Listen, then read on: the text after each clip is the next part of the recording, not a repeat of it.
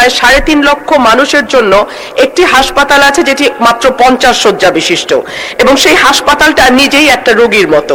ব্রাহ্মণবাড়িয়া 2 আসন থেকে নির্বাচিত মাননীয় সদস্য রুমিন ফারহানা, আপনার সময় 1 মিনিট। মাননীয় স্পিকার, আপনাকে ধন্যবাদ। মাননীয় স্পিকার, আমাদের ব্রাহ্মণবাড়িয়া জেলার সরাইল উপজেলার 9টি ইউনিয়নে প্রায় 3.5 লক্ষ মানুষের জন্য একটি হাসপাতাল আছে যেটি মাত্র 50 শয্যা বিশিষ্ট, এবং সেই হাসপাতালটা নিজেই একটা রোগীর মতো, কারণ এখানে প্রয়োজনীয় সংখ্যক চিকিৎসক, কর্মচারী, চাহিদা মাফিক ওষুধ, অত্যাধুনিক যন্ত্রপাতি, এই সকল কিছুর সংকট বিদ্যমান।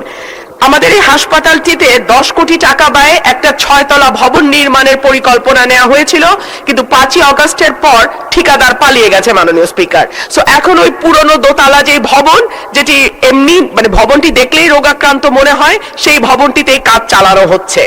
জানা গেছে এই হাসপাতালে কনসালটেন্ট সহ চিকিৎসকদের 9টি, নার্সের 6টি, মেডিকেল টেকনোলজিস্টের 2টি, ফিল্ড স্টাফের 15টি, স্বাস্থ্য সহকারী 8টি এবং আদার্স 19টি, প্রেষণে থাকা পদ সহ 64টি পদ শূন্য রয়েছে।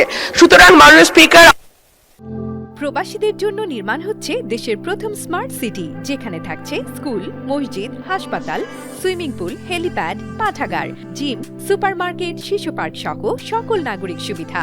মাত্র 30 লাখ টাকা বিনিয়োগে মিলছে আকর্ষণীয় ফ্ল্যাট। প্লাটিনাম ইনভেস্টরদের জন্য ঢাকা বিমানবন্দরে ভিআইপি প্রোটোকল সুবিধা।